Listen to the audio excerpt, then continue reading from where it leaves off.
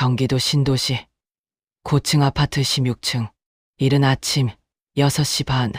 이순자의 하루는 알람보다 먼저 시작됩니다. 창밖은 아직 어스름합니다. 그 어둠 속에서 그녀는 조용히 이불을 걷어냅니다. 허리를 감싸쥐며 천천히 몸을 일으키는 동작. 25년 넘게 반복해온 그 동작은 이제 눈을 감아도 할 수 있을 만큼 몸에 배어 있습니다. 부엌으로 나오자마자 가스불을 올립니다. 냄비를 꺼내고 쌀을 씻고 반찬 재료를 다듬습니다. 아들 가족이 일어나기 전에 아침상을 마쳐야 하니까요. 25년간 마트 반찬 가게에서 뒤집개를 잡았던 손이 집에서도 쉬는 법을 잊어버렸습니다. 그녀의 손에는 오래된 면장갑이 끼워져 있습니다. 흰색이었던 것이 세월에 누렇게 바랜 장갑이에요. 손가락 끝이 두 군데나 헤어져 구멍이 났는데 순자는 그 자리에 청 테이프를 꼼꼼히 감아 계속 쓰고 있습니다. 새 장갑을 사는 게 아깝다기보다는 이 장갑이 손에 딱 맞았습니다. 25년 동안 손이 이 형태로 굳어 있었으니까요. 7시. 며느리 차민경이 세련된 레이어드 컷 머리를 세팅하며 부엌으로 들어옵니다. 아침 인사 대신 할 일 목록을 건네듯 말합니다. 어머니, 오늘 할인이 학원 픽업이 4시 반이에요. 제우 태권도는 3시 30분이고요. 순서 잘 맞춰 주세요.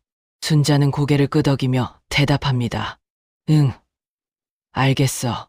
그게 이 집에서 두 사람이 나누는 아침 인사입니다. 민경은 이미 스마트폰 화면으로 시선을 내리꽂았고 순자는 다시 도마 앞으로 돌아섭니다. 아들 오창민은 와이셔츠 단추를 잠그며 거실을 지나칩니다. 어머니를 향해 눈짓 한 번 주고 그게 전부입니다. 순자는 그 눈짓을 받아 웃습니다. 그것으로 충분하다고 오랫동안 자신을 설득해왔으니까요. 9살 손녀 하린이와 7살 손자 재우가 부스스한 얼굴로 나옵니다. 한미 오늘 계란말이 있어요? 순자의 얼굴이 환해집니다. 이 아이들이 달려올 때 이 집에서 버틸 수 있었습니다. 아이들의 목소리가 이 아파트 안에서 순자가 유일하게 들을 수 있는 이름 없는 온기였습니다. 오전 8시 20분. 손주들 등원을 마치고 아파트 단지로 돌아온 순자는 잠시 벤치에 앉습니다. 허리가 아팠습니다. 아침부터 쉬지 않고 움직였더니 허리 아래쪽이 묵직하게 당깁니다.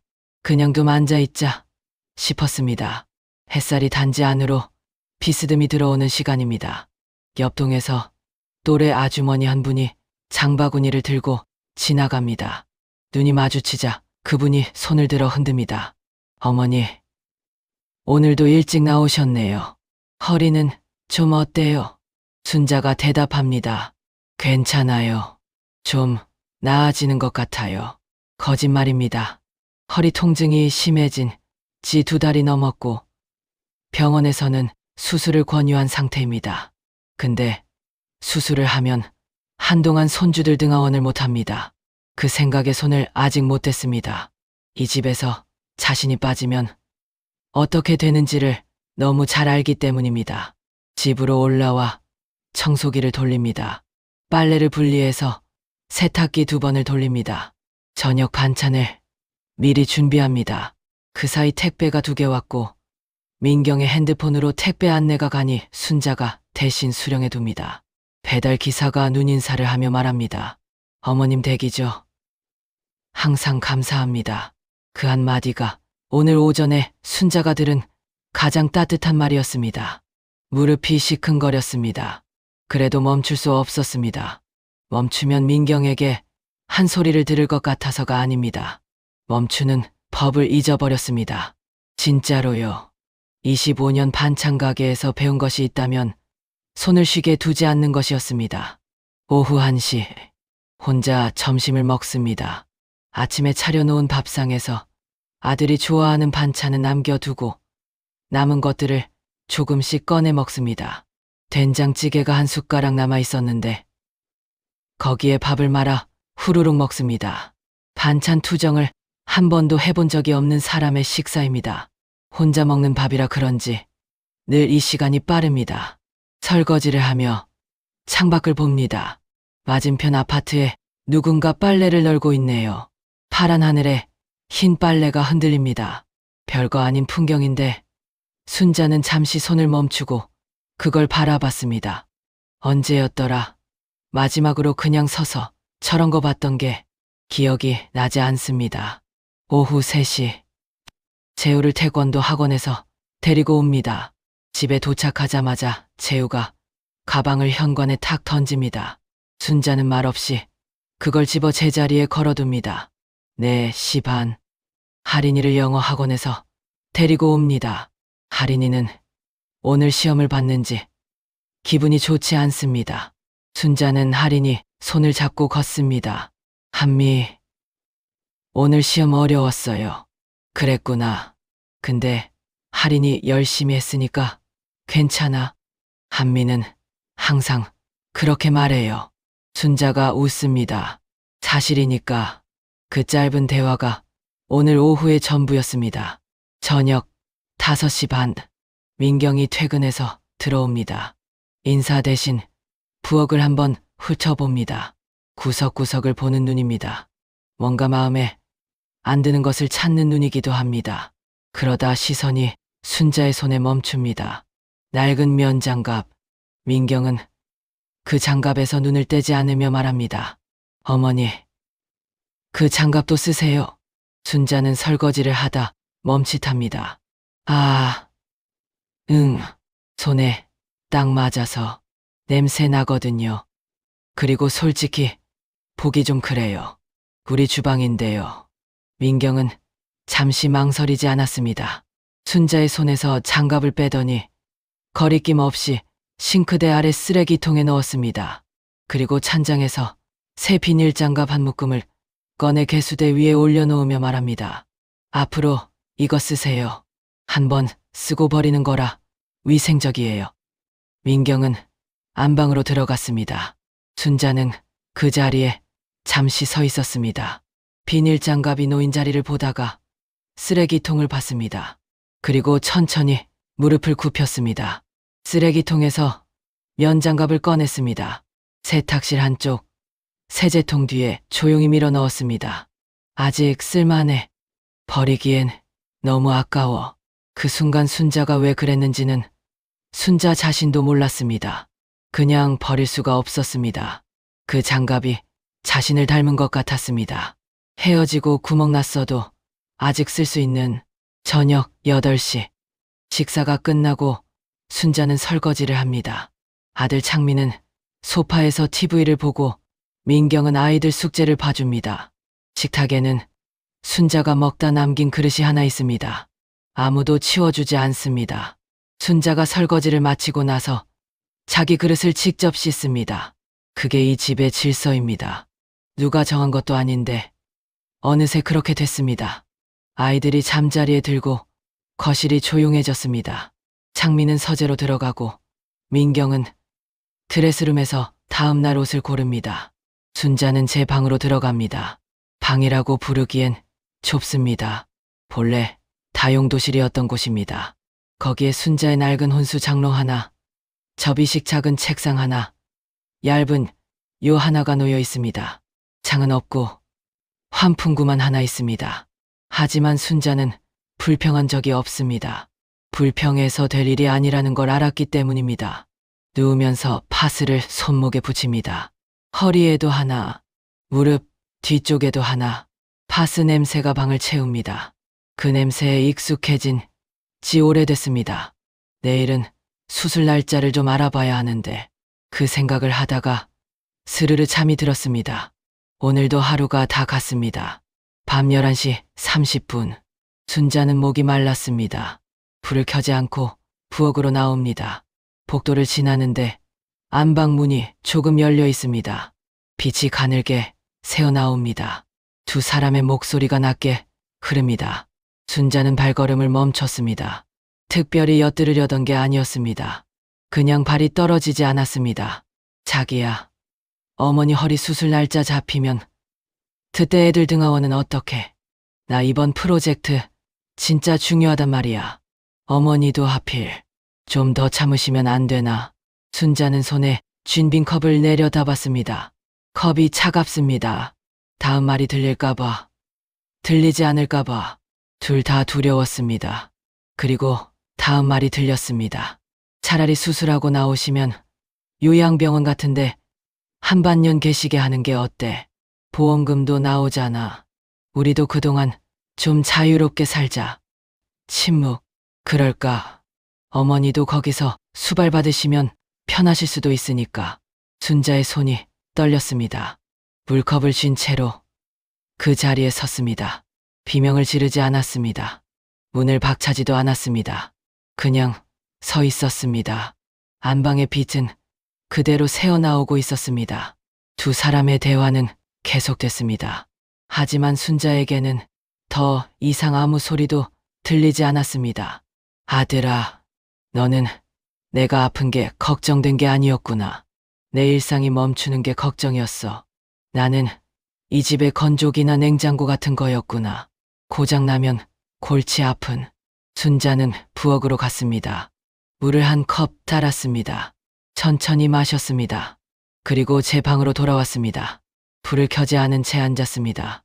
오래오래 앉아서 어둠을 바라봤습니다. 눈물이 났습니다. 하지만 소리를 내지 않았습니다. 25년 동안 배운 가장 완벽한 기술이었습니다. 울어도 소리 내지 않는 것. 그렇게 한참을 앉아 있다가 순자는 불을 켰습니다. 장롱 맨 아래 서랍을 열었습니다. 거기서 낡은 메모 수첩을 꺼냈습니다. 25년 전 반찬 가게에 처음 취직하던 날부터 써온 수첩입니다. 표지에는 기름때가 반질반질하게 배어 있었습니다. 맨 뒷빈 페이지를 펼쳤습니다. 볼펜을 들었습니다. 그리고 처음으로 숫자를 썼습니다. 25년, 반찬 가게, 퇴직금, 아들, 결혼 지원금, 아파트 살 때 보태준 전세금, 손주 분유값, 기저귀값, 학원비, 생일 선물, 새벽 내내 계산했습니다. 손이 멈추지 않았습니다. 이렇게 오래 집중한 것이 오랜만이었습니다. 한 번도 계산해 본 적이 없었어. 아들이니까, 가족이니까 그냥 쏟아부었지. 근데 이게 얼마야? 날이 밝았습니다. 아들 내외는 아무것도 모른 채 출근 준비를 했습니다. 손주들은 할머니가 차려준 아침을 먹었습니다. 순자는 평소와 똑같이 웃었습니다. 아무도 눈치채지 못했습니다. 하지만 순자의 눈빛은 달라져 있었습니다. 무언가를 결심한 사람의 눈이었습니다. 밤새 수첩에 숫자를 쓴 날, 아침에 일어나 손을 봤더니 볼펜 자국이 손가락에 배어 있었습니다. 지워지지 않는 잉크처럼 어젯밤에 그 숫자들이 눈앞에 계속 어른거렸습니다. 이순자, 62살, 경기도 신도시 고층 아파트 16층. 오늘도 새벽 6시 반에 눈을 떴습니다. 복도에서 들었던 말이 아직 귀 안에 있었습니다. 차라리 수술하고 나오시면 요양병원 같은데 한반년 계시게 하는 게 어때? 보험금도 나오잖아. 우리도 그동안 좀 자유롭게 살자. 그 말을 처음 들었을 때 순자는 비명을 지르지 않았습니다. 문을 박차지도 않았습니다. 그냥 복도에 서서 손에 빈 컵을 쥔 채로 서 있었습니다. 이상하게도 눈물이 나지 않았습니다. 눈물은 이미 다 나왔던 것 같습니다. 방에 혼자 앉아 불도 켜지 않은 채로 소리 없이 울었을 때 그때 다 빠져나간 것 같습니다. 그래서 지금 순자의 눈은 맑았습니다. 오래 무언가를 바라보기로 결심한 사람의 눈이었습니다. 가스불을 올렸습니다. 냄비를 꺼냈습니다. 쌀을 씻었습니다. 반찬 재료를 다듬었습니다. 몸이 기억하는 대로 움직였습니다. 생각하지 않아도 손이 먼저 움직이는 동작들. 25년 반찬 가게에서 몸에 새긴 리듬이 오늘도 어김없이 작동했습니다. 그러면서 순자는 생각했습니다. 나는 지금 뭘 하고 있는 걸까? 누구를 위해서 이 새벽에 서 있는 걸까? 며느리 민경이 부엌으로 들어왔습니다. 세련된 레이어드 컷 머리를 말끔하게 세팅한 채로 오늘도 인사 대신 목록을 건넸습니다. 어머니, 오늘 제후 태권도 3시 30분이고요. 할인이 학원은 4시 반이에요. 응, 알겠어. 민경은 이미 핸드폰 화면을 보고 있었습니다. 순자는 다시 도마 앞으로 돌아섰습니다. 칼이 도마에 닿는 소리가 났습니다. 탁, 탁, 탁. 규칙적으로, 조용하게. 어젯밤에 들은 말을 민경은 모릅니다. 순자가 복도에 서 있었다는 것도 모릅니다. 아무것도 모른 채 오늘도 아침을 받아먹을 겁니다. 순자는 그 사실이 이제는 슬프지 않았습니다. 그냥 보였습니다. 이 집에서 자신이 어떤 자리에 있는지가 어제보다 훨씬 또렷하게. 아들 창민은 와이셔츠 단추를 잠그며 지나쳤습니다. 눈짓 한 번, 그게 전부였습니다. 순자는 그 눈짓을 받아 웃었습니다. 평소처럼, 아들아, 너는 내가 아픈 게 걱정된 게 아니었구나. 내 일상이 멈추는 게 걱정이었어. 나는 이 집의 냉장고나 건조기 같은 거였구나. 고장나면 골치 아픈 그 생각이 머릿속을 지나갔습니다. 조용하게, 파문처럼. 아이들이 나왔습니다. 한미 오늘 계란말이 있어요? 9살 할인이가 눈을 반짝이며 달려왔습니다. 순자의 얼굴이 환해졌습니다. 이 아이들의 목소리가 이 집에서 순자가 들을 수 있는 유일한 온기라는 것을 순자는 알고 있었습니다. 있지. 여기 봐봐. 계란말이를 접시에 담아 내밀었습니다. 할인이가 냉큼 집어먹습니다. 재우도 달려와 하나 집어 입에 넣었습니다.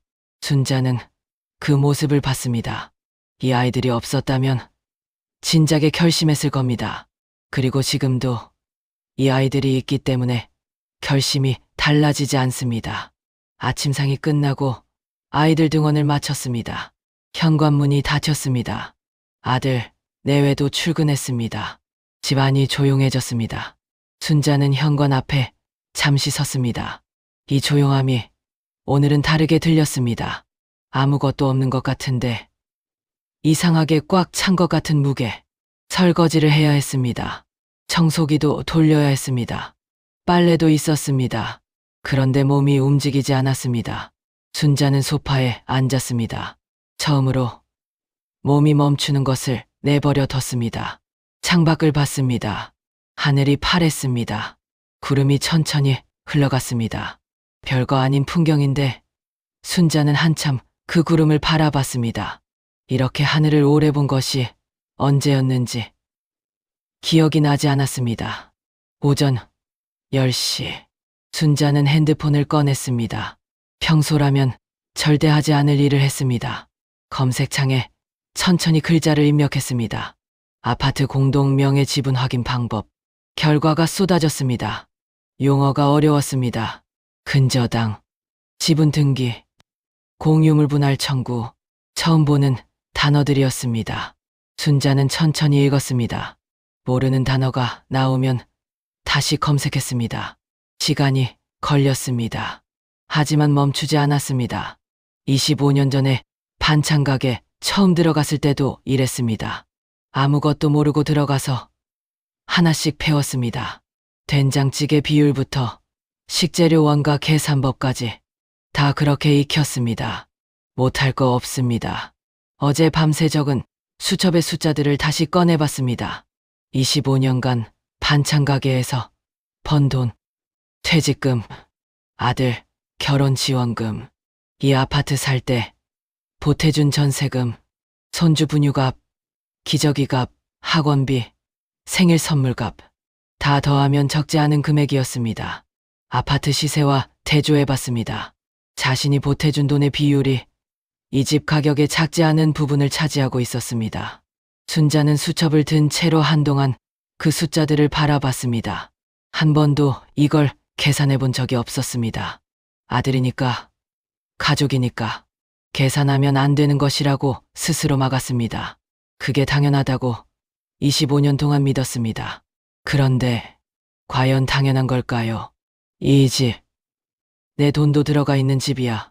그 말이 가슴 어딘가에서 조용히 올라왔습니다. 분노가 아니었습니다. 서러움도 아니었습니다.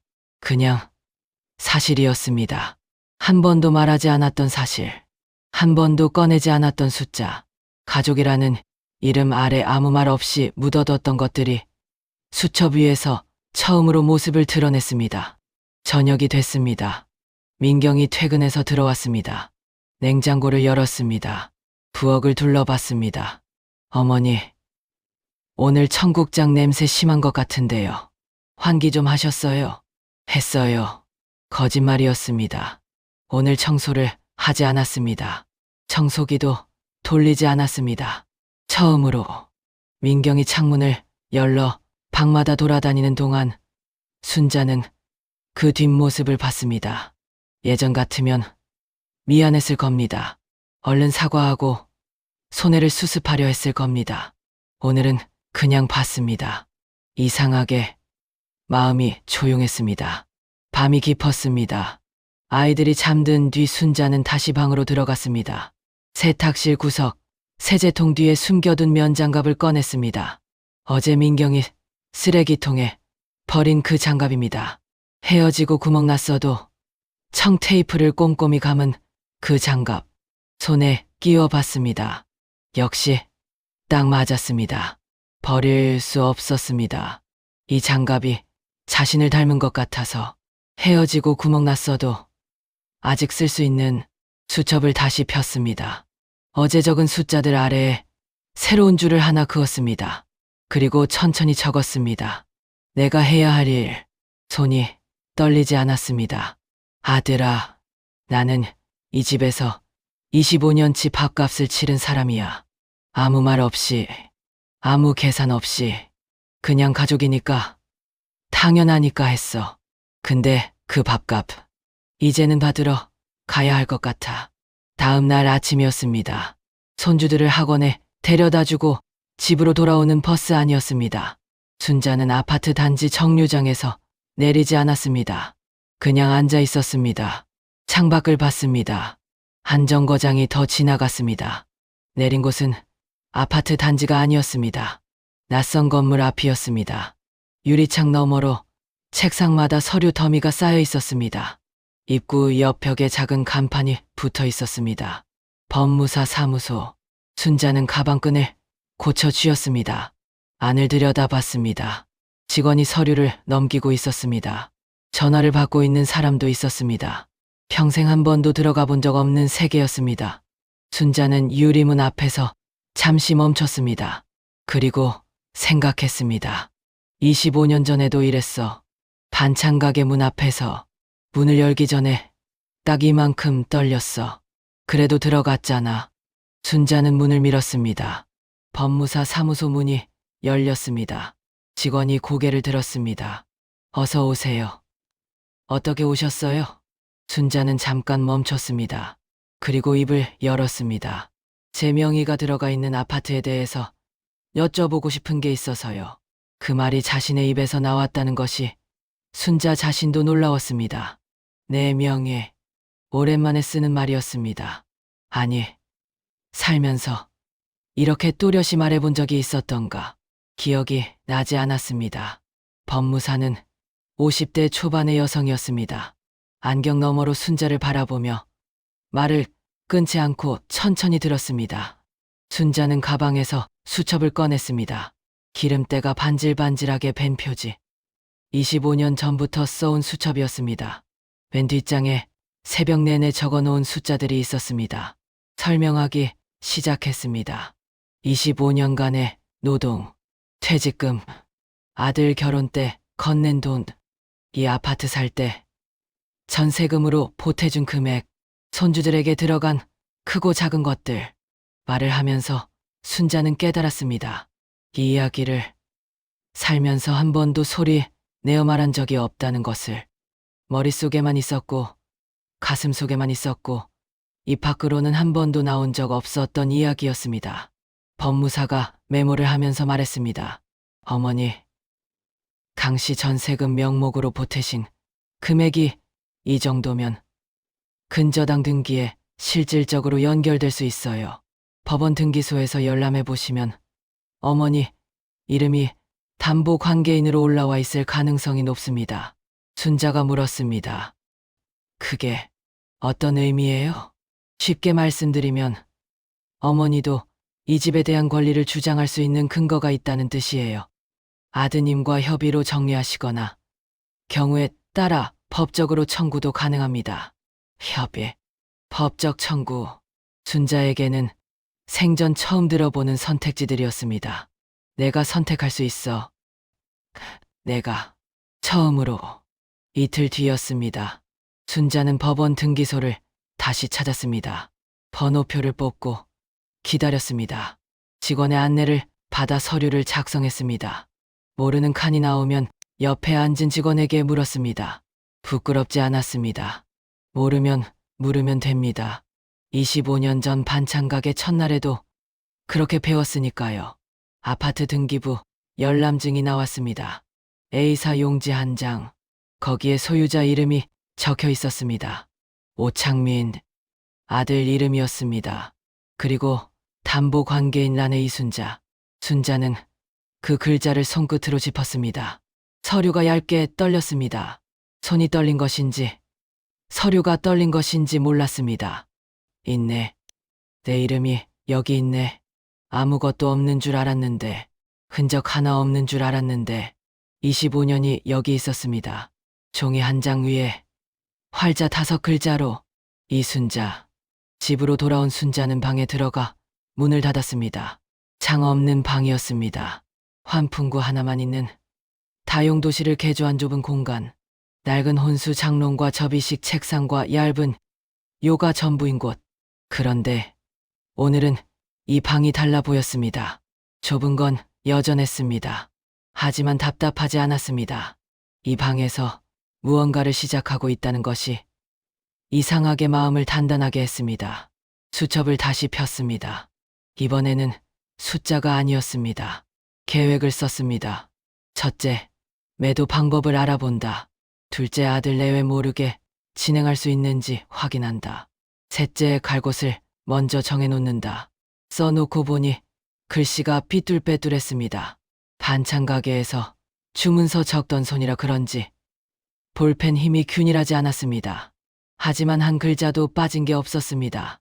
이 집에서 내가 한 일 중에 제대로 안 한 게 있었나? 없었습니다. 그러면 이것도 제대로 할 수 있습니다. 며칠이 지났습니다. 손주들이 학원 간 오전 2시간이 달라졌습니다. 예전에는 그 시간에 빨래를 돌리고 청소기를 밀고 저녁 반찬을 미리 만들었습니다. 손이 쉬는 법을 몰랐으니까요. 지금은 핸드폰을 들고 앉습니다. 부동산 관련 유튜브를 찾아봤습니다. 용어가 어려웠습니다. 3번, 4번 다시 봤습니다. 중요한 것은 수첩에 받아 적었습니다. 공시가격, 실거래가, 지분 매도, 단독 매도. 글자들이 처음에는 낯설었습니다. 그런데 반복하다 보니 눈에 익었습니다. 25년 전 처음으로 반찬가게 메뉴판 외우던 것과 다르지 않았습니다. 그때도 이름조차 모르는 식재료들이 있었습니다. 다 외웠습니다. 결국에는 법무사에게 다시 연락을 했습니다. 이번에는 전화가 아니라 직접 찾아갔습니다. 구체적인 절차를 물었습니다. 법무사는 꼼꼼하게 설명해줬습니다. 지분 매도는 법적으로 가능하지만 현실적으로 매수자를 찾는 것이 쉽지 않다고 했습니다. 순자가 물었습니다. 그러면 집 전체를 파는 건 어떻게 되나요? 제 지분만큼 협의해서요. 법무사가 잠시 순자를 바라봤습니다. 아드님과 합의가 된다면 제3자에게 전체 매도하고 지분만큼 정산하는 방법이 있어요. 다만 그게 현실적으로 순탄하진 않을 텐데요. 순자는 멈추지 않았습니다. 모르는 분한테 직접 파는 방법도 있나요? 조용히요. 법무사가 안경을 고쳤으며 다시 한번 순자를 봤습니다. 그 눈빛이 읽는 눈이었습니다. 이 여자가 어디까지 생각하고 온 건지 가늠하는 눈. 그리고 천천히 서류를 꺼내기 시작했습니다. 말없이, 하지만 확실하게. 그 동작 하나가 순자에게는 대답이었습니다. 할 수 있다는. 그날 저녁 식탁이었습니다. 아들 창민이 밥을 먹고 있었습니다. 젓가락질이 능숙했습니다. 어릴 때는 반찬 투정이 심했는데 지금은 뭐든 잘 먹습니다. 순자가 차려준 밥이든 민경이 시켜온 배달 음식이든 가리지 않습니다. 순자는 그 모습을 봤습니다. 낯설게 보였습니다. 아, 저 사람이 내 아들이구나. 내가 새벽부터 일어나 25년 동안 밥 차려준 사람이구나. 그런데 저 사람은 나를 지금 뭘로 보고 있을까? 냉장고, 건조기, 고장나면 골치 아픈 가전제품, 아니면 그보다도 더 가벼운 것. 창민아, 엄마가 지금 뭘 하고 있는지 너는 모르겠지. 모르는 게 맞아. 알면 안 되니까. 순자는 된장국을 한 숟가락 떴습니다. 천천히 마셨습니다. 아무 표정 없이 25년 동안 배운 기술이 있다면 속을 보이지 않는 것이었습니다. 아이들이 잠들었습니다.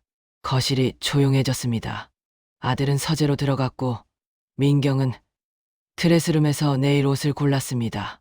순자는 세탁실로 갔습니다. 세제통 뒤에 손을 넣었습니다.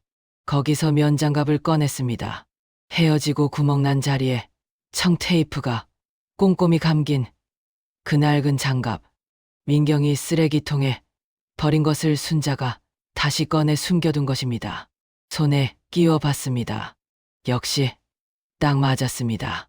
이 장갑처럼 자신도 아직 쓸 수 있습니다. 헤어지고 구멍 났어도 버려지기엔 아직 이릅니다. 수첩을 폈습니다. 오늘 법무사한테서 들은 내용을 정리했습니다. 모르는 단어는 옆에 뜻을 달았습니다. 할 일 목록을 다듬었습니다. 순서를 조정했습니다. 파스 냄새가 방을 채웠습니다. 허리에 하나, 무릎 뒤쪽에 하나, 오늘도 붙였습니다. 수술 날짜를 잡아야 한다는 생각이 스쳤습니다. 근데 아직은 아닙니다.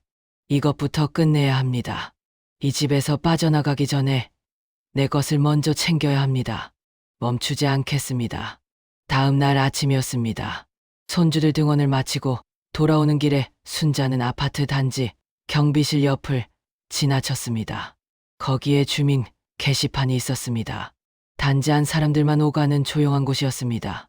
중고 유아용품 판매 공지, 층간소음 관련 안내문, 재활용품 수거, 일정 같은 것들이 붙어있는. 순자는 가방에서 종이 한 장을 꺼냈습니다. 미리 출력해온 것이었습니다. 글자가 단정하게 찍혀 있었습니다. 16층 아파트 매매 희망. 조용히 진행 원함. 이름은 없었습니다. 동호수도 없었습니다. 연락처는 이틀 전 처음 만든 이메일 주소 하나뿐이었습니다. 순자는 그 종이를 게시판 한쪽에 붙였습니다. 꼼꼼하게 내 귀퉁이를 전부 테이프로 고정했습니다. 그리고 한 걸음 물러서서 바라봤습니다. 종이가 반듯하게 붙어 있었습니다. 25년치 결심이 A사 한 장 안에 담겨 있었습니다. 순자는 가방끈을 고쳐 매고 집으로 걸어갔습니다. 오늘도 점심을 차려야 했습니다. 저녁 반찬도 미리 준비해야 했습니다. 오후에는 손주들 픽업도 있었습니다. 아무것도 달라진 것이 없는 하루처럼 보였습니다. 하지만 순자의 눈은 달랐습니다. 무언가를 기다리는 사람의 눈이었습니다. 그날 저녁 10시 40분, 순자의 핸드폰에 알림이 울렸습니다. 이메일이었습니다. 제목은 딱 한 줄이었습니다. 게시판 공지 보고 연락드립니다. 관심 있습니다. 순자는 화면을 한참 들여다봤습니다. 그리고 천천히 답장을 쓰기 시작했습니다. 그리고 그 아가씨가 이렇게 말한 날, 비밀은 저희가 지킬게요. 약속할게요. 그 말을 들은 순간 순자는 깨달았습니다. 며느리보다 낯선 사람이 더 사람 같다는 것을. 이메일을 보낸 지 사흘째 되는 날 아침이었습니다. 핸드폰에 새 메일 알림이 왔습니다. 순자는 부엌에서 아침 설거지를 하다가 물기 젖은 손을 행주에 닦고 화면을 열었습니다. 안녕하세요. 16층 매물 보고 연락드립니다. 조용히 진행하는 거 저희도 괜찮습니다.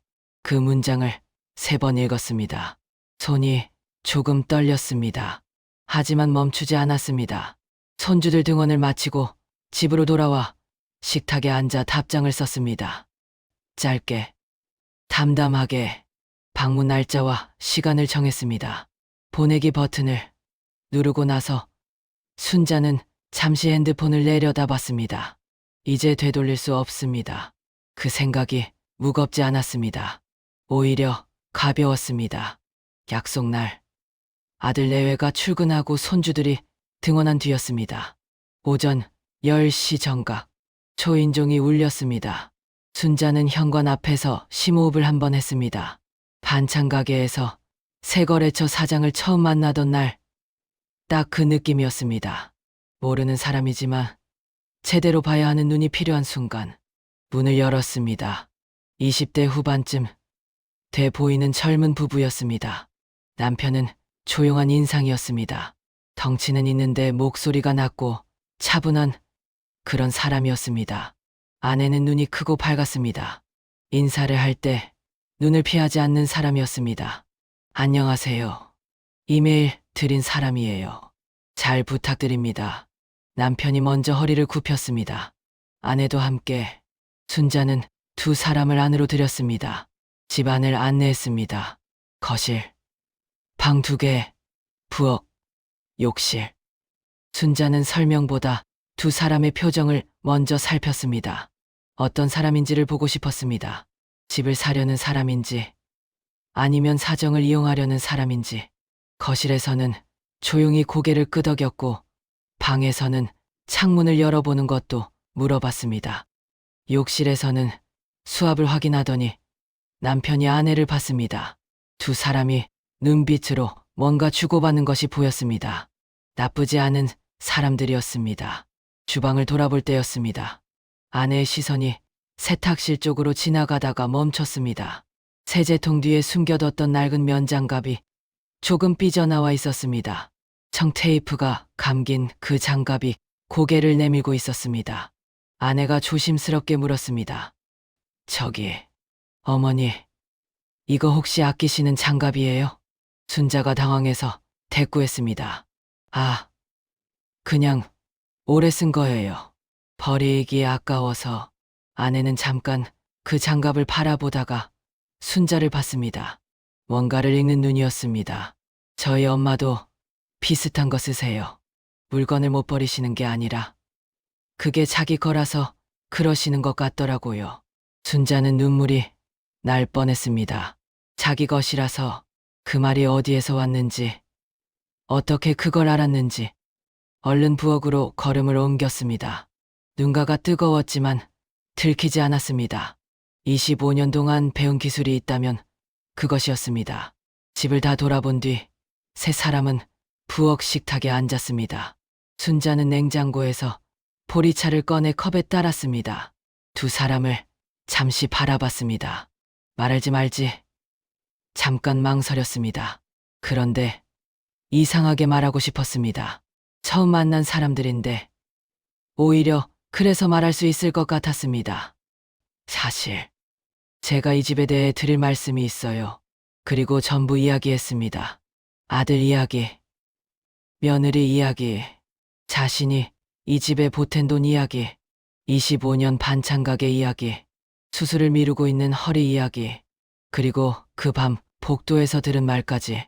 말하면서 순자는 의외로 담담했습니다. 눈물이 나오지 않았습니다. 이미 마음속으로 몇 번이나 정리한 이야기였으니까요. 수첩에 쓰고 지우고 다시 쓰면서 그렇게 다 걸러진 이야기였습니다. 두 사람은 중간에 끊지 않았습니다. 끝까지 들었습니다. 남편이 먼저 입을 열었습니다. 저희는 괜찮아요. 법적으로 문제없는 거면요. 사정이 있으신 것 같은데 저희가 뭘 도울 수 있는 게 있으면요.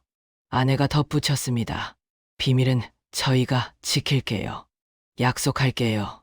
순자는 그 말을 듣고 잠시 입을 다물었습니다. 어떤 작별은 소리 없이 옵니다.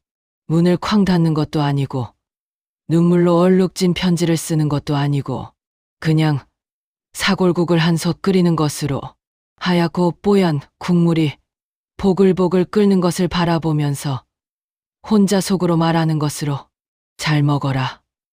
창민아, 그것이 전부였습니다. 순자의 마지막 인사는 그렇게 냄비 안에서 끓고 있었습니다. 순서대로 이야기를 드려야 할 것 같습니다. 바닷가 소도시를 다녀온 날 이후의 이야기입니다. 그날 순자는 편도 버스표를 끊어 처음 가보는 도시에 내렸습니다.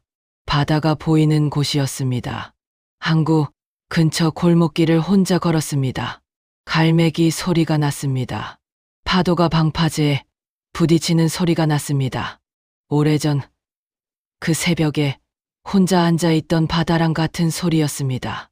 마음이 풀렸습니다. 단단하게 묶여있던 무언가가 소리도 없이 천천히 풀리는 느낌이었습니다. 부동산에 들렀습니다. 나이 지긋한 사장이 차를 내주며 이것저것 물었습니다. 순자는 조용히 살 곳을 찾는다고 했습니다. 혼자 지낼 수 있는 작은 데면 충분하다고 했습니다. 바다가 보이면 더 좋겠다고 했습니다. 사장이 빌라 몇 곳을 보여줬습니다. 세 번째로 들어간 곳이었습니다. 2층 방 하나짜리 빌라였습니다. 작은 마당이 딸려 있었고 창문을 열면 저 멀리 바다가 보였습니다. 흐릿하게지만 분명히 보였습니다. 보증금 500만 원에 월세 30만 원. 순자는 창문 앞에 서서 잠시 그 바다를 봤습니다. 됩니다.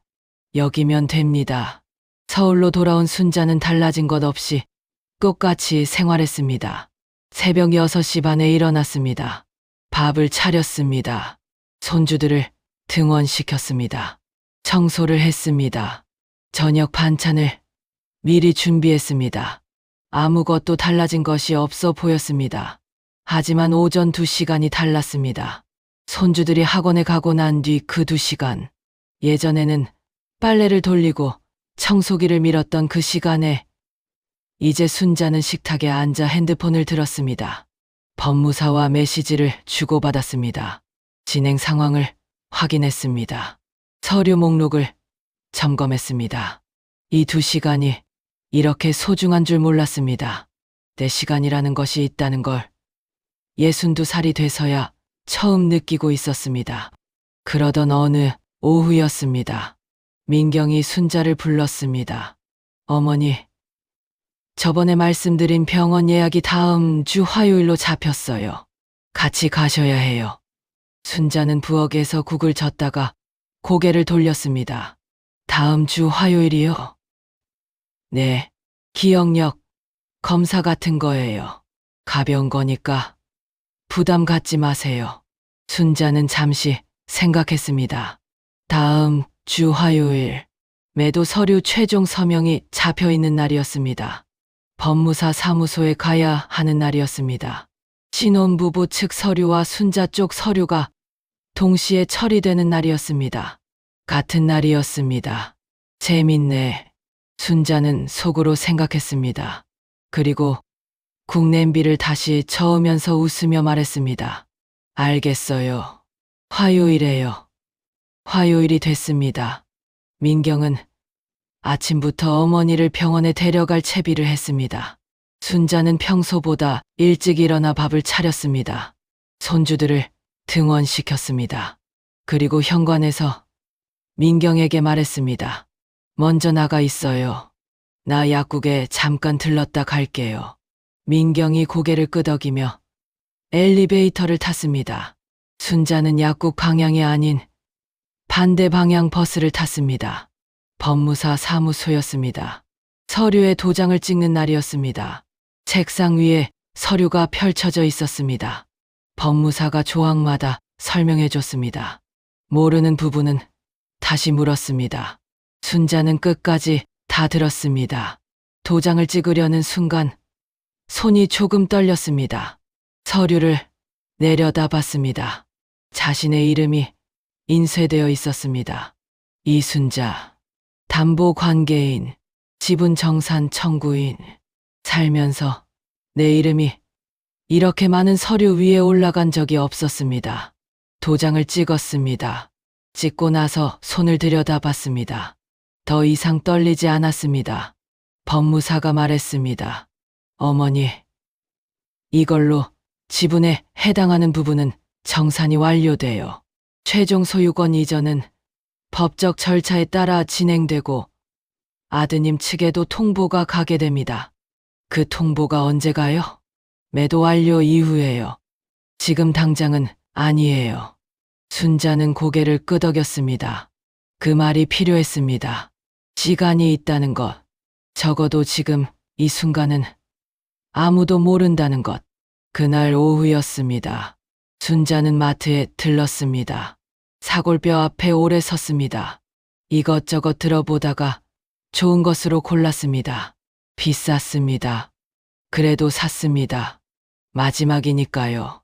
아들 내외가 이틀 뒤 여름 가족여행을 떠납니다. 손주들도 함께였습니다.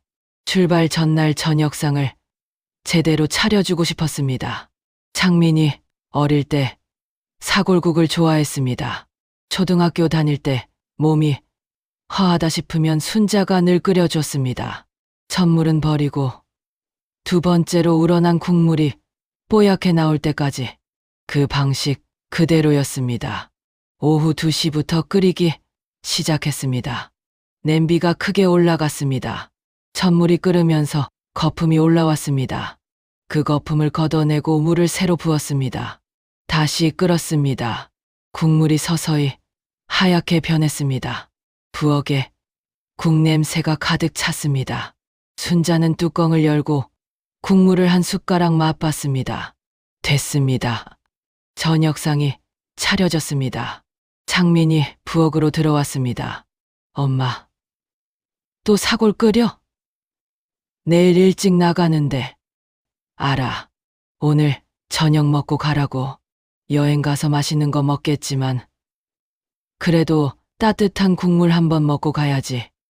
창민은 별말 없이 나갔습니다. 순자는 냄비를 들고 식탁으로 걸어가면서 국물을 내려다봤습니다. 뽀얗게 잘 우러난 국물이 김을 내뿜고 있었습니다. 이게 마지막이야. 이 부엌에서 내가 끓이는 마지막 국. 그 생각이 슬프지 않았습니다. 담담했습니다. 식탁에 네 사람이 앉았습니다. 손주 재우가 밥을 국에 말아달라고 했습니다. 순자가 직접 말아줬습니다. 할인이는 고기 건더기를 골라 먹었습니다. 창민은 국을 한 그릇 다 비우고 더 덜었습니다. 맛있다는 말을 2번 했습니다. 민경은 다이어트 중이라며 조금만 먹었습니다. 순자는 먹는 척했습니다. 숟가락을 들었다가 내려놓기를 반복하면서 식구들의 얼굴을 하나하나 봤습니다. 할인이 볼 위에 국물이 묻어 있었습니다. 재우가 먹다 흘린 밥알이 식탁보 위에 떨어져 있었습니다. 창민이 국을 홀짝이는 소리가 났습니다. 카메라가 없었습니다. 그냥 눈에 새겼습니다. 이 사람들이 밥을 먹는 풍경, 내가 끓인 국을 먹는 풍경, 미워할 수 없었습니다. 아들이 원망스러웠던 것도 사실이지만 그래도 이 풍경은 미워할 수 없었습니다. 25년 동안 품어온 것들이 다 이 식탁 위에 있었으니까요. 식사가 끝날 무렵이었습니다. 창민이 고개를 들었습니다. 잘 먹어. 오래오래 건강해야 혀. 창민은 어머니를 봤습니다. 순자는 웃고 있었습니다. 평소보다 조금 다른 미소였는데 창민은 그냥 지나쳤습니다. 응, 엄마도 허리 얼른 수술하고 나아. 순자는 더 이상 말하지 않았습니다. 그걸로 충분했습니다. 다음 날 이른 아침이었습니다. 가족들이 짐을 챙겼습니다. 현관이 바빴습니다. 캐리어 끄는 소리, 아이들 챙기는 소리, 민경이 이것저것 확인하는 소리. 창민이 나가면서 말했습니다. 엄마, 집 잘 보고 있어. 우리 3박 4일이야. 순자는 고개를 끄덕였습니다. 그래, 잘 다녀와. 엘리베이터 문이 닫혔습니다. 순자는 복도 창문으로 갔습니다. 아파트 주차장에서 차가 천천히 빠져나가는 것이 보였습니다. 뒷창문 너머로 재우가 손을 흔들었습니다. 순자도 손을 흔들었습니다. 차가 단지를 빠져나가 시야에서 사라졌습니다. 순자는 오래 그 자리에 서 있었습니다. 그리고 천천히 돌아섰습니다. 집안이 조용했습니다. 지금까지 느꼈던 조용함과 달랐습니다. 비어있는 것이 아니라 시작하는 것 같은 조용함이었습니다. 이제 시작입니다. 순자는 자신의 방으로 들어갔습니다. 장롱 맨 아래 서랍을 열었습니다.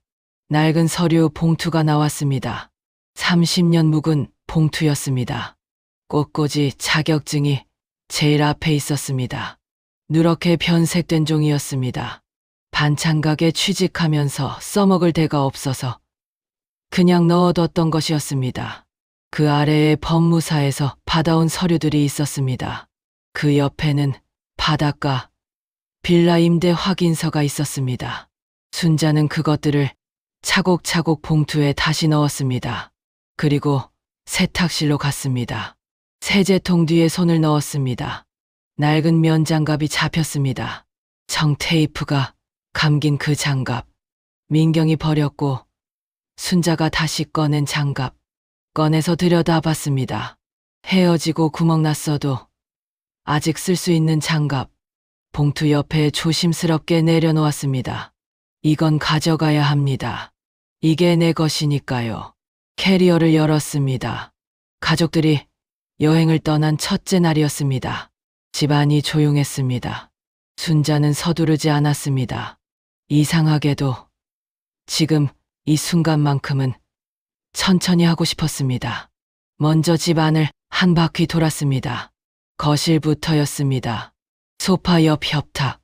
아이들이 여기서 과자를 먹다가 흘리면 순자가 닦았습니다. 매일 말없이 창가 쪽 화분은 민경이 사다 놓은 것이었는데 물을 준 것은 순자였습니다. 그것도 말없이 아이들 방으로 갔습니다. 할인이 책상 위에 지우개 가루가 남아 있었습니다. 제우 이불은 반만 거쳐 있었습니다. 순자는 이불을 반듯하게 펴줬습니다. 습관처럼 부엌 앞에서 잠시 멈췄습니다. 이 좁은 공간에서 얼마나 많은 것을 했는지. 뒤집개를 잡은 시간, 도마 위에서 무언가를 써는 시간, 냄비 앞에서 땀을 닦은 시간. 그게 다 여기였습니다. 내가 있었다는 게 여기 다 남아 있습니다. 그런데 나는 없는 것처럼 살았습니다. 순자는 부엌 문설주를 한 번 손으로 짚었습니다. 그리고 다음 방으로 걸음을 옮겼습니다. 오후에 법무사로부터 문자가 왔습니다. 지분 정산이 완료됐다고, 통장에 입금됐다고. 순자는 핸드폰을 들고 뱅킹 앱을 열었습니다. 25년 된 통장이었습니다. 반찬가게 첫 월급부터 넣기 시작한 통장. 아들 결혼 지원금 보낼 때도 전세금 보탤 때도 이 통장에서 나갔습니다. 그러다 어느 순간부터는 잔액 확인을 자주 하지 않게 됐습니다. 볼수록 마음이 허해서 화면에 숫자가 찍혀 있었습니다. 명의인 이순자. 순자는 그 숫자를 한동안 바라봤습니다. 이게 진짜 내 돈이구나. 처음으로 진짜로 내 돈이라는 것이 실감나는 돈이었습니다. 누군가를 위해 써야 하는 돈도, 누군가에게 보태야 하는 돈도 아닌 그냥 내 것. 핸드폰을 내려놓고 창밖을 봤습니다. 하늘이 파랬습니다. 구름이 흘러갔습니다. 별거 아닌 풍경인데 오늘은 유난히 선명했습니다. 셋째 날이었습니다. 장롱 위에서 캐리어를 내렸습니다. 결혼할 때 혼수로 받은 가방이었습니다. 한 번도 여행에 써본 적이 없었습니다. 장롱 위에서 세월을 보낸 가방이었습니다. 먼지를 손으로 닦았습니다. 지퍼를 열었습니다. 안에서 낡은 냄새가 났습니다. 오랫동안 쓰이지 않은 것들의 냄새였습니다. 무엇을 넣을지 오래 생각했습니다. 옷 몇 벌을 골랐습니다. 많지 않아도 됐습니다. 바닷가 날씨에 맞는 것들로 통장을 넣었습니다. 인감도장을 넣었습니다. 법무사에서 받아온 서류들을 봉투째 넣었습니다. 그리고 30년 된 꽃꽂이 자격증을 꺼냈습니다. 누렇게 변색된 종이었습니다. 반찬 가게에 취직하면서 써먹을 데가 없어 그냥 넣어뒀던 것. 한 번도 액자에 넣어본 적이 없는 자격증이었습니다. 바닷가에서는 쓸 수 있을 것 같았습니다. 캐리어 안에 반듯하게 넣었습니다. 마지막으로 세탁실로 갔습니다. 세제통 뒤에서 낡은 면장갑을 꺼냈습니다. 정테이프가 감긴 헤어지고 구멍난 그 장갑. 손에 한번 끼워 봤습니다. 여전히 딱 맞았습니다. 캐리어 맨 위에 올려놓았습니다. 이것만 있으면 됩니다. 그 다음은 편지였습니다. 식탁에 앉아 메모지를 꺼냈습니다. 볼펜 뚜껑을 열었습니다. 처음에는 뭘 써야 할지 몰랐습니다. 할 말이 너무 많은 것도 너무 없는 것도 아닌 그런 상태였습니다. 한참을 앉아 있다가 천천히 썼습니다. 창민아, 민경아, 나는 잘 있다. 어디 있는지는 알려주지 않겠다. 걱정할까봐 미리 말해두는데 나 치매 아니다. 정신 멀쩡하고 판단력도 멀쩡하다. 이 집 내가 보탠 돈이 있는 거 알지? 그 부분 법무사 통해 조용히 정리했다. 새 집주인한테 잘 해드려라. 이제 내 밥은 내가 지어 먹으련다. 너희 밥은 너희가 지어라. 할인이랑 재우한테는 할머니가 여행 갔다고 해줘라. 틀린 말도 아니니까. 이순자. 편지를 다 쓰고 나서 읽어봤습니다.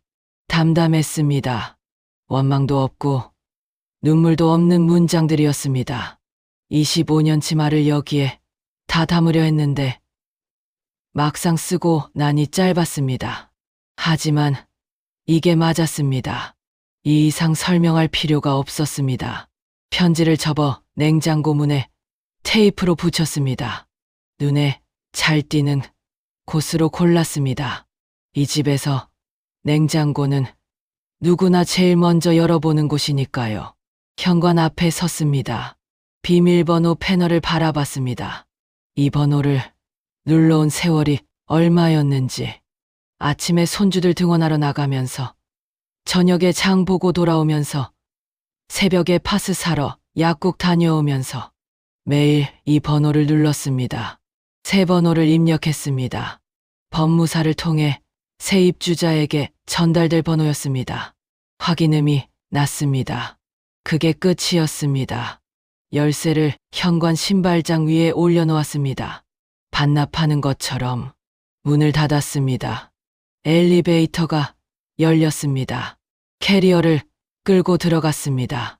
버튼을 눌렀습니다. 문이 닫혔습니다. 숫자가 줄어들었습니다. 16, 15, 14점. 내려가는 동안 순자는 아무 생각도 하지 않으려 했습니다. 그런데 자꾸 올라왔습니다. 할인이가 한미하며 달려오던 것. 재우가 계란말이 있냐고 눈을 반짝이던 것. 그것들이 올라왔습니다. 눈을 감았습니다. 아이들은 괜찮을 겁니다. 아이들은 자라면서 알게 될 겁니다. 할머니가 왜 여행을 떠났는지를. 그것으로 충분합니다. 엘리베이터가 1층에 섰습니다. 아파트 단지를 나섰습니다. 캐리어 바퀴가 바닥에 굴렀습니다. 작은 소리였습니다. 아침 공기가 서늘했습니다. 뒤를 돌아보지 않았습니다. 한 번도요. 무릎이 시큰거렸습니다. 허리도 무거웠습니다. 그런데 발걸음이 이상하게 가벼웠습니다. 아픈 것과 가벼운 것이 동시에 있었습니다. 그게 묘하게 어울렸습니다. 무언가를 25년 만에 내려놓은 사람의 걸음이었습니다. 일주일이 지났습니다. 여행에서 돌아온 창민의 핸드폰에 문자가 와 있었습니다. 입주 인수인계건으로 연락드린다는 내용이었습니다. 처음엔 스팸인 줄 알았습니다. 그냥 넘겼습니다. 아파트 앞에 도착했습니다. 창민이 번호를 눌렀습니다. 오류음. 다시 눌렀습니다. 삐삐. 오류음. 민경이 먼저 소리를 높였습니다. 자기야. 비밀번호가 왜 안 돼? 관리실에 연락해서 겨우 문을 열었습니다. 집 안으로 들어섰습니다. 냉장고가 비어 있었습니다. 식재료가 전부 사라져 있었습니다. 세탁실 세제통 뒤가 비어 있었습니다. 다용도실이었던 작은 방에 장롱도 없었습니다. 접이식, 책상도 없었습니다. 냉장고 문에 종이 한 장이 붙어 있었습니다. 민경이 먼저 읽었습니다. 눈이 빠르게 움직였습니다. 처음에서 끝까지 읽고 다시 처음으로 돌아갔습니다. 3번 읽었습니다. 이게 무슨 소리야? 집이 팔렸다고? 이게 말이 돼? 창민은 소파에 주저앉았습니다. 아무 말도 나오지 않았습니다. 편지를 가져다 읽었습니다. 글씨가 반듯했습니다. 어머니, 글씨가 맞는데 이상하게 낯선 글씨였습니다. 이순자. 그 이름을 손끝으로 짚었습니다. 엄마가 이런 사람인 줄 몰랐어. 아니, 몰랐던 게 아니었습니다. 알려고 하지 않았던 겁니다. 바빠서, 피곤해서, 그냥 거기 있는 사람이라서. 창민은 핸드폰을 들었습니다.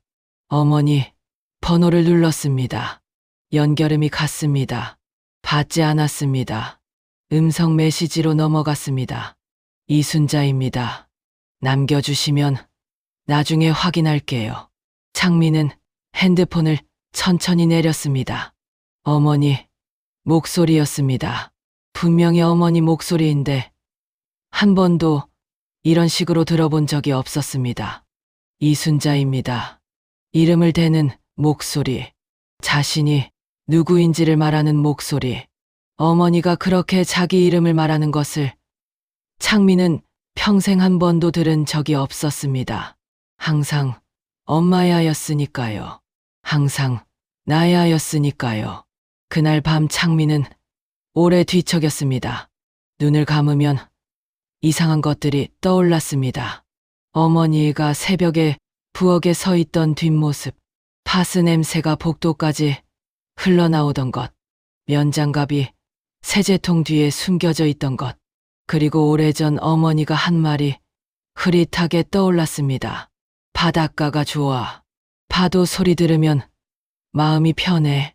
언제 들은 말인지도 기억나지 않았습니다. 그냥 어딘가에 남아있던 말이었습니다. 창민은 몸을 일으켜 앉았습니다. 핸드폰을 들었습니다. 검색창에 천천히 글자를 입력했습니다. 꽃꽂이, 바닷가, 문화센터, 소도시. 화면이 밝았습니다. 새벽 2시였습니다. 엄마, 어디 있어? 아들이 어머니를 찾아온 날, 어머니는 꽃에 물을 주고 있었습니다. 낡은 면장갑을 끼고 흙이 묻은 손으로 혼자서. 창민은 골목 어귀에 서서 그 모습을 한참 바라봤습니다. 어머니가 웃는 것을 본 적이 있었습니다. 손주들이 달려올 때, 밥상이 잘 차려졌을 때, 그런 웃음은 봤습니다. 그런데 저 웃음은 달랐습니다. 아무도 없는 마당에서 꽃을 보며 혼자 웃는 얼굴. 아파트 16층에서는 한 번도 본 적 없는 표정이었습니다. 자기 자신의 웃음이었습니다. 누군가를 위한 것이 아닌. 창민은 그 자리에서 한동안 움직이지 못했습니다. 어떻게 여기까지 왔는지 먼저 말씀드려야 할 것 같습니다. 그날 밤 새벽 2시까지 검색을 했습니다. 꽃꽂이, 바닷가, 소도시, 문화센터, 이순자. 조합할 수 있는 단어들을 다 조합했습니다. 결과가 나오지 않았습니다. 어머니는 SNS가 없었습니다. 인터넷에 흔적이 없는 사람이었습니다. 25년을 집 안에서만 살았으니 당연했습니다. 그러다 전혀 다른 방향에서 실마리가 나왔습니다. 어머니가 예전에 출근하던 반찬가게 사장에게 연락을 했습니다. 25년 함께 일한 사람이니까요. 혹시 어머니 근황을 아느냐고 물었습니다. 사장은 잠깐 뜸을 들이더니 이렇게 말했습니다. 창민 씨, 어머니가 오시면 연락해달라고 하셨는데 나한테는 지역이랑 이름은 안 알려줬어요. 그냥 잘 지낸다고만. 어머니가 예상했던 겁니다. 아들이 여기로 물어올 것을. 창민은 전화를 끊고 가만히 앉아 있었습니다. 어머니가 이렇게 치밀한 사람이었나? 아니, 치밀한 게 아니었습니다. 자신보다 훨씬 오래, 훨씬 깊이 생각하고 움직인 사람이었습니다. 결국 찾은 것은 동사무소 전입신고 기록이었습니다. 법적으로 확인할 수 있는 방법이 있었습니다. 어머니 이름으로 검색하니 새 주소가 나왔습니다. 바닷가 소도시였습니다. 예전에 어머니가 했던 말이 맞았습니다.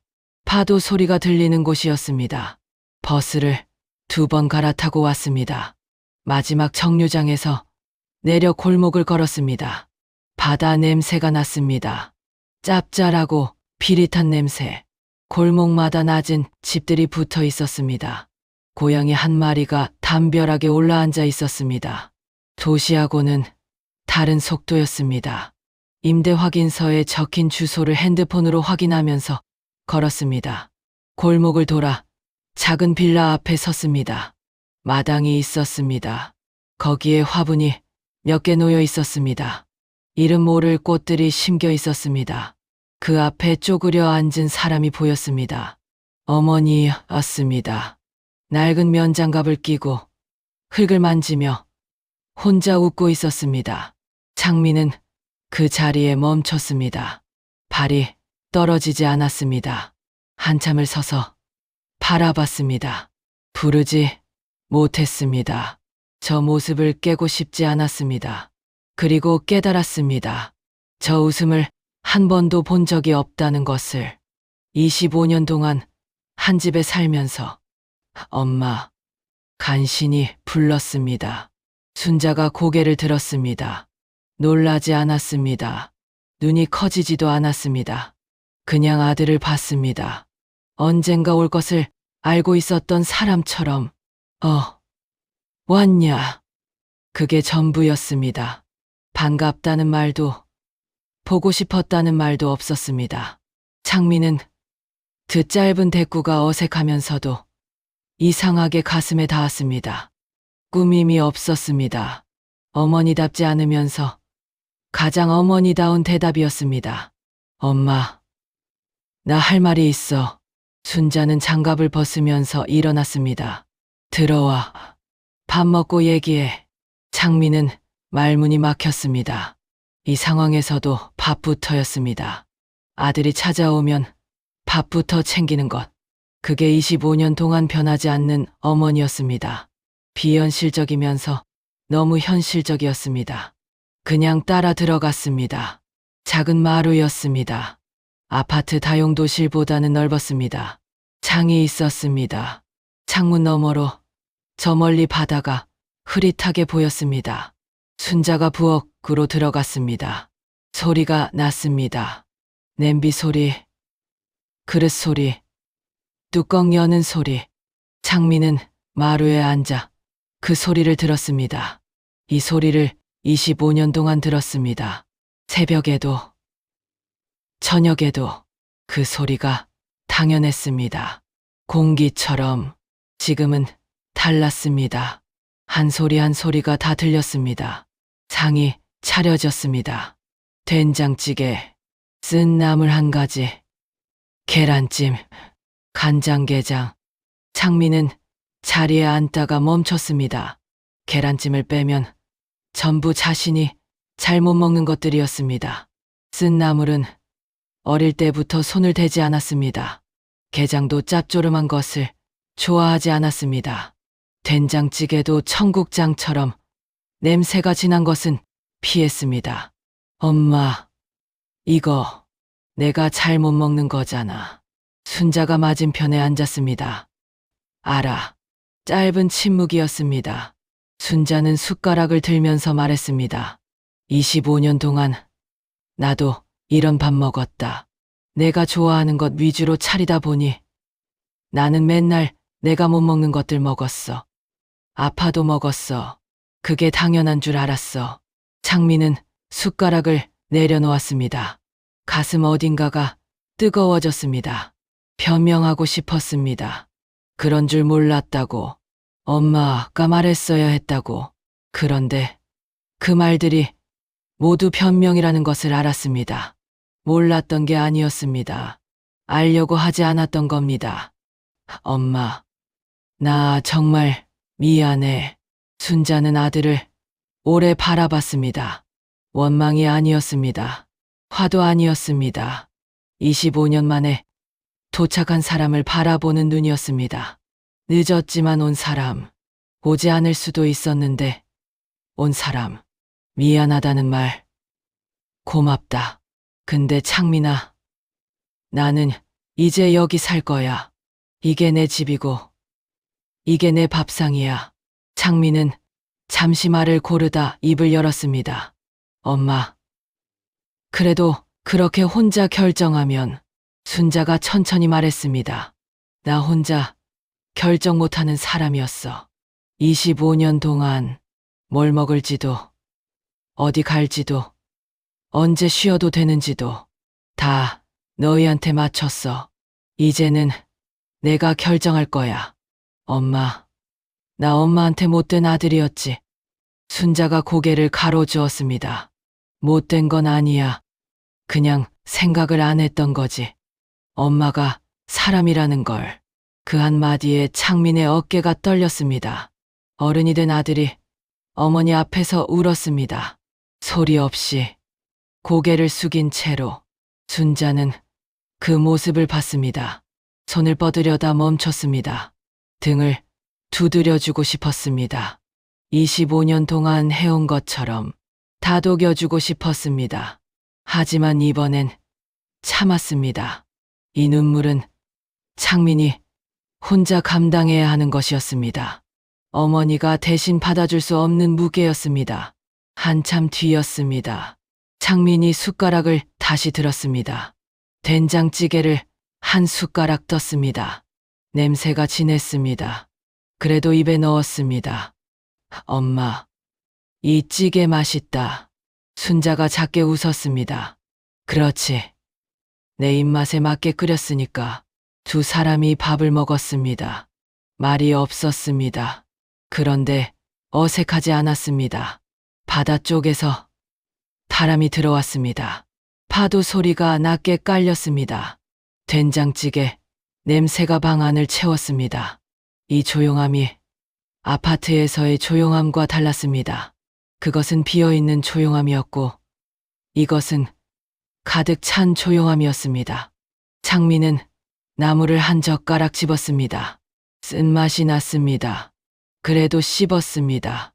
삼켰습니다. 밥이 끝나고 창민이 일어설 준비를 했습니다. 문 앞에서 돌아서며 물었습니다. 엄마, 민경이한테는 내가 뭐라고 해? 순자는 잠깐 생각했습니다. 그건 내가 알아서 해라. 그게 이제 내 몫이야. 창민이 고개를 끄덕였습니다. 더 이상 묻지 않았습니다. 물을 수 없었습니다. 골목 어귀까지 나와서 한번 돌아봤습니다. 순자는 이미 마당으로 나가 화분 앞에 쪼그려 앉아 있었습니다. 낡은 장갑을 다시 끼고 흙을 만지면서 꽃에게 뭔가를 중얼거리고 있었습니다. 창민이 왔다가 돌아가는 것에 이미 크게 흔들리지 않는 사람이었습니다. 자기 자리에 돌아간 사람이었습니다. 창민은 오래 그 모습을 바라봤습니다. 그리고 돌아섰습니다. 돌아오는 버스 안이었습니다. 창밖으로 바다가 보였습니다. 멀어지는 바다. 버스가 내륙으로 접어들수록 바다가 줄어들었습니다. 창민은 민경에게 전화를 걸었습니다. 받지 않았습니다. 문자를 보냈습니다. 나 이제 가. 엄마, 잘 계셔. 우리 얘기해야 할 것 같아. 보내고 나서 핸드폰을 무릎 위에 내려놓았습니다. 창밖을 봤습니다. 도시가 가까워지고 있었습니다. 고층 아파트들이 보이기 시작했습니다. 신호등, 횡단보도, 편의점. 어릴 적 기억 하나가 올라왔습니다. 중학교 때였습니다. 어머니가 새벽 반찬 가게 일을 마치고 도시락을 싸줬습니다. 다른 친구들 도시락과 달랐습니다. 반찬 냄새가 진하고 그릇이 낡았습니다. 창민은 그날 점심시간에 교실 뒤쪽에 혼자 앉아서 먹었습니다. 친구들한테 보이기 싫어서. 그리고 집에 와서 어머니한테 아무 말도 하지 않았습니다. 그 도시락을 싸기 위해 어머니가 새벽 몇 시에 일어났는지, 손이 얼마나 거칠어져 있었는지 한 번도 생각해 본 적이 없었습니다. 그 죄책감을 지금까지 갚지 않고 살았습니다. 버스가 터널로 들어갔습니다. 잠시 어두워졌습니다. 엄마, 미안해. 한참 늦었지만 바닷가 소도시의 작은 문화센터였습니다. 오전 10시. 강의실 칠판에 글자가 써 있었습니다. 꽃꽂이 기초반 강사 이순자. 순자는 그 칠판 앞에 서서 잠시 멈췄습니다. 자신이 쓴 글자였는데 다시 보니 낯설었습니다. 이름 석자가 저렇게 서명하게 쓰여 있는 것을 보는 게 아직도 익숙하지 않았습니다. 이름표를 봤습니다. 거기에도 적혀 있었습니다. 이순자 강사님, 강사님. 살면서 한 번도 불려본 적 없는 호칭이었습니다. 마트에서는 여기요였고 16층 아파트에서는 어머니였습니다. 이름으로 불린 적도 직함으로 불린 적도 없었던 사람이었습니다. 수강생 5명이 자리에 앉아 있었습니다. 순자보다 연배가 있는 분도 있었습니다. 더 젊은 분도 있었습니다. 모두 꽃 앞에 앉아서 순자를 바라보고 있었습니다. 순자는 크게 숨을 한 번 들이쉬었습니다. 안녕하세요. 이순자입니다. 잘 부탁드립니다. 수업이 시작됐습니다. 한 수강생 아주머니가 손을 들었습니다. 선생님, 이 꽃은 어떻게 차르면 돼요? 선생님. 순자는 그 호칭에 또 한 번 멈췄습니다. 가슴 어딘가에 따뜻한 것이 올라왔습니다. 아주 작은 것이었지만 무시할 수 없는 온기였습니다. 사선으로 비스듬히. 이렇게요. 꽃도 숨을 쉬어야 하니까. 말을 하면서 순자는 스스로 웃었습니다. 꽃도 숨을 쉬어야 합니다. 나도 이제 숨을 쉬고 있습니다. 꽃꽂이 자격증을 딴 것이 30년 전이었습니다. 반찬 가게에 취직하면서 써먹을 데가 없어 장롱 서랍에 넣어뒀습니다.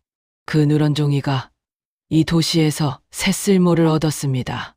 문화센터 담당자는 자격증을 보더니 바로 말했습니다. 기초반 강사 자리가 비어 있는데 해보실 생각이 있냐고요. 순자는 잠깐 망설였습니다. 가르쳐 본 적이 없다고 했습니다. 담당자가 웃으며 말했습니다. 25년 동안 만들어온 솜씨가 있으면 충분하다고. 그 말 한마디로 결정했습니다. 수업이 끝난 점심시간이었습니다. 순자는 혼자 부엌에서 밥을 지었습니다. 쌀을 씻었습니다. 냄비에 올렸습니다. 된장찌개를 끓였습니다. 청국장이 들어가 냄새가 진했습니다. 예전 아파트에서는 민경이 환기하라고 했던 그 냄새였습니다. 지금은 창문을 열어둘 사람도 눈치를 볼 사람도 없었습니다. 고등어를 꺼냈습니다. 프라이팬에 올렸습니다. 기름이 튀었습니다. 열무김치를 꺼냈습니다. 장이 차려졌습니다. 수저를 드는 순간 순자는 잠깐 멈췄습니다. 고등어. 창민이 싫어하는 반찬이었습니다. 25년 동안 단 한 번도 올리지 않았습니다. 창민이 있는 식탁에는 어울리지 않는 것이었습니다. 그런데 여기는 창민이 없는 식탁이었습니다. 아, 아니지. 여기는 내 집이야. 숟가락을 들었습니다. 된장찌개를 한 숟가락 떴습니다. 천천히 먹었습니다. 진한 청국장 냄새가 코끝에 올라왔습니다. 짭조름하고 구수했습니다. 이 맛이 좋았습니다. 25년 동안 혼자 알고 있었던 맛이었습니다. 고등어를 한 점 발랐습니다. 입에 넣었습니다. 창가로 오전 햇살이 비스듬히 들어오고 있었습니다. 멀리서 파도 소리가 들렸습니다. 낮고 규칙적인 소리였습니다. 오직 자신을 위해 끓인 첫 번째 밥상이었습니다. 이 단순한 밥 한 그릇이 25년 동안 먹어온 그 어떤 밥상보다 맛있었습니다. 허리가 나은 것도 아니었습니다. 무릎이 시원해진 것도 아니었습니다. 그런데 맛있었습니다. 그 이유를 굳이 설명할 필요는 없을 것 같았습니다. 그 무렵 신도시 아파트에서는 창민과 민경이 마주 앉아 있었습니다. 처음으로 어머니 이야기를 꺼낸 대화였습니다. 처음으로 창민이 먼저 입을 연 대화였습니다. 나 어릴 때 엄마가 새벽 일 끝나고 도시락 싸준 거 있잖아. 친구들 앞에서 부끄러워한 적 있어. 그게 참 나쁜 짓이었는데 민경은 잠시 말이 없었습니다. 그리고 조용히 물었습니다. 자기도 그런 기억 있어? 그래서 더 미안한 거야. 엄마를 오래 부끄러워했어. 그게 지금까지 계속됐던 것 같아. 민경은 자신의 손을 내려다봤습니다. 무슨 생각을 하는지는 알 수 없었습니다. 표정이 없었습니다. 하지만 무언가가 지나가고 있었습니다. 조용하고 느린 것이. 이 대화가 두 사람 사이에서 무엇을 바꿀지는 아직 알 수 없었습니다. 당장 달라지는 것도 없었습니다. 하지만 처음으로 시작된 대화였습니다. 25년 동안 한 번도 꺼내지 않았던 말들이 식탁 위에 놓인 날이었습니다. 그것만으로도 무언가는 달라진 것이었습니다. 순자의 마당에는 화분이 하나씩 늘었습니다. 국화가 왔습니다. 채송화가 왔습니다. 작은 장미도 왔습니다. 문화센터 수강생 아주머니들이 수업 때마다 하나씩 들고 왔습니다. 선생님, 우리 집에 있는 건데 나눠드려요. 순자는 그것들을 마당 한쪽에 나란히 놓았습니다. 아파트 16층에는 마당이 없었습니다. 흙을 만질 곳도 없었습니다. 순자는 바닷가에 와서야 처음으로 자기 손으로 흙을 팠습니다. 씨앗을 심었습니다. 물을 줬습니다. 자라는 것을 기다리는 시간이 이렇게 편할 줄 몰랐습니다. 어느 오후였습니다. 핸드폰에 영상통화 알림이 왔습니다. 손녀 할인이었습니다. 한미, 보고 싶어요. 언제 와요? 순자의 얼굴이 환해졌습니다. 할인아, 할머니, 여기서 꽃 가르치는 선생님 됐어. 진짜요? 와, 할머니 선생님이에요? 응, 이번 방학에 할머니 집에 놀러 오면 꽃꽂이 가르쳐 줄게. 좋아요. 화면 속 할인이가 방방 뛰었습니다. 전화가 끊겼습니다. 순자는 핸드폰을 들고 잠시 앉아 있었습니다. 아이들이 보고 싶었습니다. 그것은 사실이었습니다. 보고 싶다는 것과 그 집으로 돌아가고 싶다는 것은 달랐습니다. 보고 싶은 사람을 이곳으로 불러올 수 있었습니다. 처음으로 그런 생각을 했습니다. 저녁이 됐습니다. 순자는 마당으로 나갔습니다. 화분들 사이에 낡은 면장갑을 가지런히 올려뒀습니다. 청테이프가 감긴 그 장갑이었습니다. 헤어지고 구멍난 손가락 자리에 꼼꼼하게 감긴 테이프. 민경이 버렸고 순자가 다시 꺼낸 장갑. 아파트 세제통 뒤에 숨겨뒀다가 캐리어에 넣어 여기까지 가져온 장갑. 이 장갑이 쓰였던 자리가 달라졌습니다. 설거지할 때 끼던 장갑이 아니었습니다. 이제 흙을 만질 때 끼는 장갑이 됐습니다. 꽃뿌리를 심을 때, 잡초를 뽑을 때, 화분을 옮길 때 그런 손을 위한 장갑이 됐습니다. 장갑을 들여다봤습니다. 손가락 끝이 다른 자리가 있었습니다. 구멍 난 자리가 있었습니다. 거기에 청테이프가 여전히 감겨 있었습니다. 그 테이프가 오늘은 다르게 보였습니다. 상처를 감춘 것이 아니었습니다. 더 쓰겠다는 것이었습니다. 포기하지 않겠다는 것이었습니다. 이순자, 이게 나야. 굽은 등이어도, 손에 굳은 살이 있어도, 허리에 파스를 붙여야 해도, 이게 이순자였습니다. 헤어지고 구멍 났어도 아직 쓸 수 있는 사람이었습니다. 마당 의자에 앉았습니다. 된장찌개를 한 그릇 들고 나왔습니다. 낮에 끓인 것이 조금 남아 있었습니다. 숟가락을 들었습니다. 파도 소리가 들렸습니다. 멀고 낮은 소리였습니다. 규칙적으로 들어왔다 나갔습니다. 지치지 않는 소리였습니다. 하늘이 주황빛으로 물들기 시작했습니다. 저녁이었습니다. 순자는 된장찌개를 천천히 먹었습니다. 아무도 없는 마당에서 혼자 먹는 밥이었습니다. 차려줄 사람도 치워줄 사람도 없었습니다.